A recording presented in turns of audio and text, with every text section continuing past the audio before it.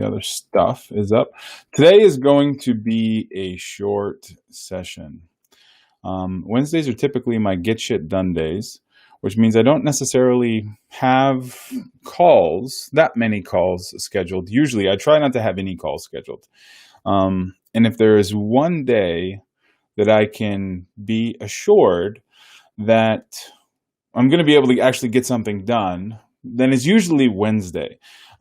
So very simply, I mean, I have a to-do list as long as the day is. So live stream is going to be a little bit short. So what we're going to talk about today is, let's see, we're kind of going to riff off of a blog post, which has been getting ranked really, really well. So the blog post is 10 ways to promote a digital product. And so what I wanted to do is kind of walk through some ways that you can promote your stuff, whether it's digital products or coaching offers or consulting or whatever. And if you have any questions, go ahead in the chat box. Let me know. Hopefully this thing works. So, but basically, what we want to do is we want to give you some strategies to, grow your following, whether it's social media, whether it's whatever, and kind of open your mind to some things that maybe you haven't necessarily thought of or heard of. And so like in Erie, Pennsylvania here, very few people actually know what affiliate marketing is. They don't understand that you can promote somebody else's products and then make a commission on it. Nor do they understand that you can have other affiliates promote your shit and they get paid for it, which means you basically hand off the marketing of whatever it is you're doing to somebody else, another marketing team, another person, a freelancer, an affiliate. And there is an entire subculture of internet marketers who are affiliates, and that's how they make money. They make money by basically promoting your stuff. Now, this is where I started. Well, not where I started. So I started blogging years ago and then, writing some stuff for a blog. And then I was trying to figure out how to make money and then how to get traffic, all of those things that we do when we start online. And so trying to figure out how to make money, how to get traffic. And I stumbled on this thing called affiliate marketing. And basically what affiliate marketing is rather than post like banner ads and stuff to your website, then you can you promote other people's products. And if that thing, let's say, is $40 and they pay a 50% commission, then you make $20.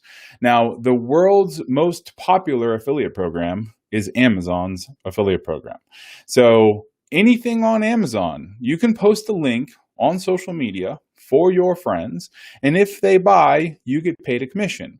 Now, with Amazon, it's a 24-hour cookie, so that 24-hour window, like if somebody clicks your link, they have 24 hours to buy, and then you get credit. But you get paid for everything that they do. So if they buy the hand sanitizer that you linked to, and then buy the blankets and the toilet paper and the food and the pantry stuff and the supplements and whatever, you get paid a percentage of all of it. So if the total purchase of that is, let's say, $500 and you're in a 10% tier, then you're making $50, for affiliate commissions. And that is paid to you next month or whenever the next affiliate payout is. So it's kind of this weird like subculture that is internet marketing. So the very first money that I made years and years and years ago as an affiliate was actually the first money I made, I was at an event called Traffic and Conversion Summit, and I sold my first Audible ebook or audiobook, and it was $2 or $3 or, I think that was my commission payout, but it was on a free trial. So, and still to this day, Audible has an affiliate program. And if you sign up for the free trial, or you can promote the free trial, and if somebody signs up, you make a couple bucks. So that was and it was when the last Hunger Games book came out, Mockingjay. I had a little review of it on a website, and people were clicking through and then going and listening to the audio book, and they were starting their Audible subscription. So that's how I was making money there. And then I started promoting. Amazon had a wireless bounty, a wireless cell phone program, where they were kind of a reseller for Verizon and AT&T and stuff. And they were paying $65 per cell phone plan that you help them sell. So I was promoting that. I think I was making $2 or $3 grand a month, like just promoting that. So Amazon would pay it every month. So that's kind of this weird, like, subculture that is affiliate marketing. Now, that's me making money as an affiliate. Now, if I have a product, the other side of that coin is if I have a product or I have a service, then I can create an affiliate program, and I can invite other people to market for me. Now, this affiliate program is, it's super lucrative for you because you don't have to deal with the marketing. So ad spend, no more. All the fulfillment weird stuff, no more. Marketing team, no more. Because you're paying somebody else per sale or per lead, like a CPA cost. So it's a beautiful thing when you have an affiliate army. The problem is activating that affiliate army is hard, because there are so many people out there who have these affiliate programs, and they're programs you've never even heard of. So there's private affiliate programs. There are networks like ClickBank. Commission Junction is another one, CJ.com. There's so many of them, and they've moved and traded hands and everything else. But if you want to kind of set up or try to figure out how to put together an affiliate program, just let me know. Go to doneforyou.com, sign up. But anyway, I just wanted to talk about this thing called affiliate marketing because it is it's a great way to offload your marketing and not have to necessarily spend ad budget. But it's very difficult to activate. It takes a lot of nurturing. It takes a lot of, affiliate management and affiliate, all of that stuff, which is challenging because these people they're representing your brand, so if you're okay with somebody representing your brand who you don't have literally direct control over, that's okay. But if you need direct control over somebody who is representing your brand, like let's say, somebody who has, a college, university, or some big, multi-million dollar, like multinational company, it's difficult to offload that onto affiliates without a very, very structured affiliate program. So just some thoughts. Another way is live multimedia content. These kinds of videos, super, super big. Live streaming, any kind of video is really hot. We don't roll out any ad campaigns that aren't video based now. And if we roll out usually if we roll out an image based campaign, it's a retargeted campaign. Every sales offer needs to have video involved. I was reading a metric the other day. It was like the average buyer, consumer or business, the average person who buys something online watches 30 minutes of video before they actually make the buying decision from the company. So whether it might not necessarily be sales related, but it might be, marketing or, just kind of engagement videos or whatever, but they watch about 30 minutes of video before they actually pull the trigger, which is crazy. Podcasting is the other one that, it's another nice way of getting your products and services out there. With podcasting, you can, if you have a blog, like a WordPress blog, there are plugins like Blueberry PowerPress, I think is the name of it.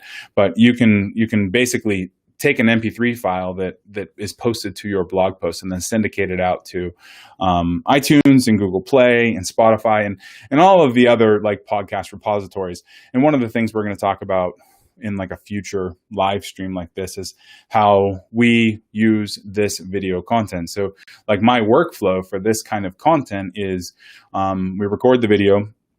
We then get the video transcribed, and then we, basically post it to the website. We post it to all the social media sites, YouTube, Facebook, whatever.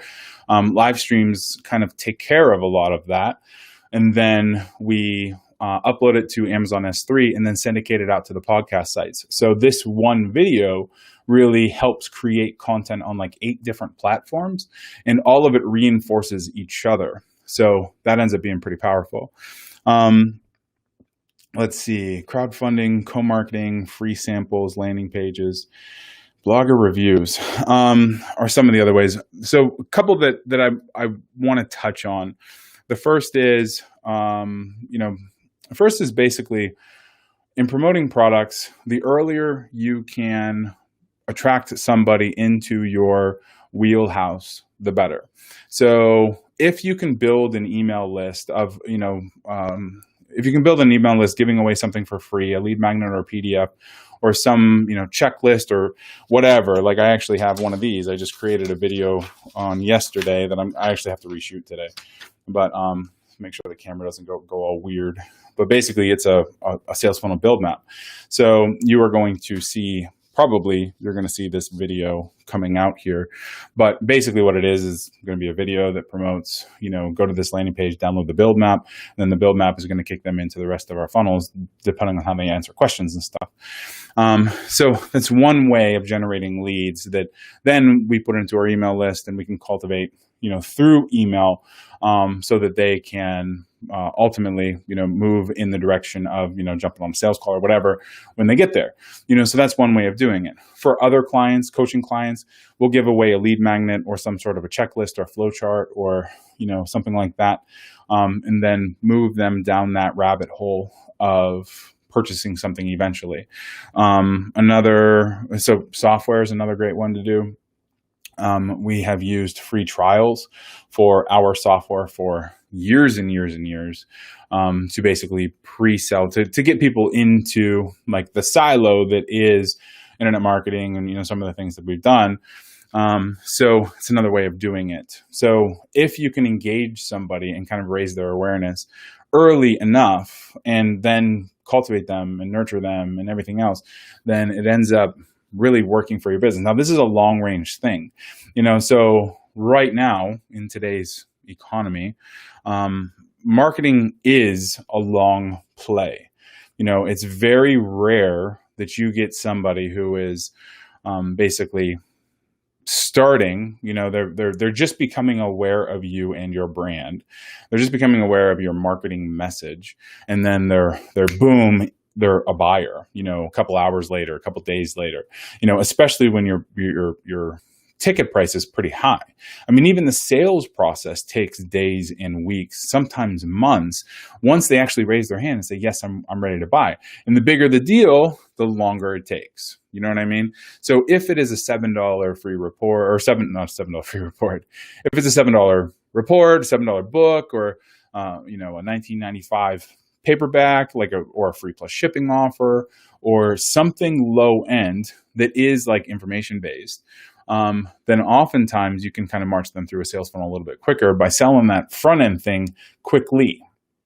But if you're moving directly into a higher ticket, a $10,000, $5,000, $2,000 offer, then typically it's going to take a little bit of time, to warm them up to making that purchase from you. It's just common sense, right? I mean, so, if you have something that you're selling, whether it's a high ticket service or a low end thing, you just have to, keep in mind how long it's going to take for somebody to make that buying decision, and literally look at your history. Like, how long have you been selling that thing? And then, does it normally take 3 weeks? Well, if it normally takes 3 weeks, it's still going to normally take 3 weeks, so all that's changing from a marketing front is how you're attracting people into your sales funnel. You know what I mean? So let's see. With that, I think I've pretty much covered everything in this little blog post. Landing pages I want to talk about. So landing pages, one of the things that we've been doing a lot of lately is, really just advertorials and using blog posts as landing pages and moving them into, like a sales cycle. So a lot of our, cold traffic, like somebody sees the videos and they click an ad and then they go to a blog post, they read the blog post, and then they click that blog post and then go off to a sales page. So well done landing pages and well done advertorials actually increase the conversion of that offer, sometimes by as much as like double, like half, 50% or 100%. It ends up being like double. So if your offer normally converts at 2%, a well-written advertorial will make that offer convert at 4%, which is kind of crazy because it's a step in between. But we talked about this yesterday. Like, a well-written advertorial is going to be a bridge into your offer, which makes a lot of sense when you think about it. Because if somebody is seeing your ad on, see your ad in Google, and then they're scrolling, and then they click the ad, and then they go right to the sales video or the sales page. They're not sufficiently kind of broken out of the train of thought that they were in when they were looking at all the coronavirus shit and, the schools closing and all of that stuff. They haven't been sufficiently snapped out of it. So, but if they click the ad and then get moved over to a blog post or some sort of an advertorial, now the advertorial needs to be written well. It needs to be professionally copyrighted and, copywritten, good images, like all that stuff, do pattern interrupts and move them, psychological buying triggers and all that other stuff. And then from there, they click a button, which moves them off to the sales page. Then that bridge will do nothing but help benefit the copy or help the conversions of the sales page. So that is, it's one of the things that you always see professional media buyers use, but very few of the lower end paid traffic guys use blog posts, use advertorials the way they should. Everybody who's spending $10,000 or more a day in advertising uses these kind of advertorials. And the lower end, $5, $10, $100, $200 a day, they do not. So, but that's only if you're going for a sale. Typically, if you're going to a lead gen, then just send them right to the lead gen and get it over with. You might need to work through a survey or a chat bot or something else, depending on the market. But if you're just straight up generating leads, then just go right to a lead generation lander. So with that, I think we're pretty much through this. So we just talked about 6 or so ways you can start generating traffic and clients on demand to your offers, your services, and everything else. If you would like to talk to my team, set up an action plan call, go to doneforyou.com/start. Fill out the little form, book a time on the calendar, and I will talk to you soon. And if you need anything, just reach out on whatever platform you're on, or just go to doneforyou.com, hit the little chat icon, and we'll be there. So I'll talk to you soon. All right. Thanks.